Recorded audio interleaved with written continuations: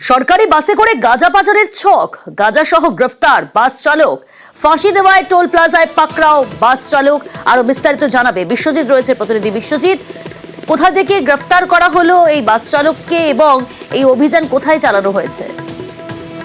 কলকাতা শিলিগুড়িগামী 31 নং যে জাতীয় সড়ক রয়েছে ঘোষপুকুর টোল প্লাজা, সেই টোল প্লাজাতেই পুলিশ গোপন সূত্রে খবর পায় যে দক্ষিণবঙ্গ রাষ্ট্রীয় পরিবহনের এক বাসে করে গাঁজা পাচার হচ্ছে এবং সেই মতোই পুলিশ সেখানে মোতায়েন ছিল এবং দক্ষিণবঙ্গের একটি রাষ্ট্রীয় পরিবহন বাসকে আটক করা হয় এবং কলকাতাগামী সেই বাসে আটক করেই চালকের তলা থেকে কিন্তু 16 কেজি 500 গ্রাম এই গাঁজা উদ্ধার করা হয়েছে।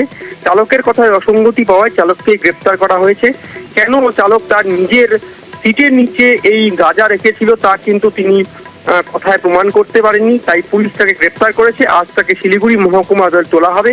মূলত শিলিগুড়ি থেকে কলকাতা যাচ্ছিল এই দক্ষিণবঙ্গ রাষ্ট্র পরিবহনের বাস এবং এই বাসে গাঁজা উদ্ধারকে কেন্দ্র করে এলাকায় কিন্তু চাঞ্চল্য ছড়িয়েছে।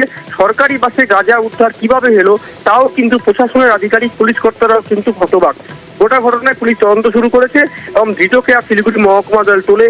এই ঘটনার পেছনে আরো কারা রয়েছেন, এই ঘটনার পেছনে কি চালক সহ অন্য কারো যোগসাজশ হয়েছে কিনা সে বিষয়ে কিন্তু তদন্ত করে দেখা হবে বলে ঘোষপুকুর পুলিশ আধিকারিক সূত্রে কিন্তু জানা যাচ্ছে। বেশ।